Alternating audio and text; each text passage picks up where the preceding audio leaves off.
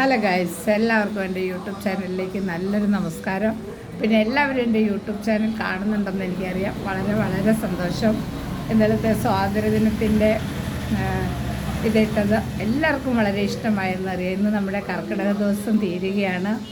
അപ്പം എല്ലാവരും രാമായണമൊക്കെ വായിച്ചു, അമ്പലങ്ങളിലൊക്കെ നാലമ്പലമൊക്കെ തൊഴുത് നല്ല ഒരു കർക്കിടകരാവ് അങ്ങനെ ഇന്നത്തോടുകൂടി സമാപിക്കുകയാണ്. അപ്പോൾ എല്ലാവരും അമ്പലങ്ങളിലൊക്കെ പോയി തൊഴുതു എന്നറിയാം. അതുപോലെ തന്നെ ഇലക്കറികളെല്ലാം കൂട്ടണമെന്നുള്ളത് എല്ലാവരും അതുപോലെ കർക്കിടകക്കഞ്ഞി വെച്ച് കഴിച്ച് കാണുമെന്ന് വിശ്വസിക്കുന്നു.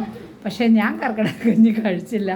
ഇന്ന് മുതലാണ് സ്റ്റാർട്ട് ചെയ്യാൻ പോകുന്നത് ഞങ്ങളുടെ. പിന്നെ ഇന്നത്തെ എൻ്റെ ഇലക്കറി എന്താണെന്ന് ഞാൻ നിങ്ങൾക്കായി ഷെയർ ചെയ്യുകയാണ്. ഇതെന്താണെന്ന് നിങ്ങൾക്ക് എല്ലാവർക്കും അറിയാമല്ലോ. ഇതാണ് ചേമ്പിൻ്റെ ഇല. അതായത് ഇത് വെള്ളച്ചേമ്പാണ് കേട്ടോ. ഇതിന് ഭയങ്കര ഗുണമുള്ളതാണ് കേട്ടോ. വളരെ വലുതാകും ഈ ഇല. അപ്പം ഈ ഇലക്കറിയാണ് ഇന്ന് ഞാൻ വെച്ച് കൂട്ടുന്നത്. കാരണം പയറിൻ്റെ ഇല എല്ലാ ഇലകളും കഴിക്കണമെന്നാണല്ലോ കർക്കിടകത്തിൽ.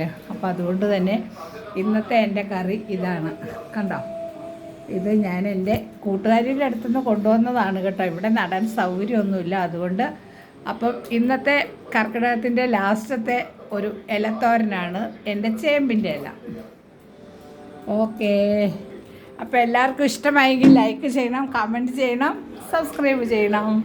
ഓക്കെ കൂട്ടുകാരെ, ബൈ.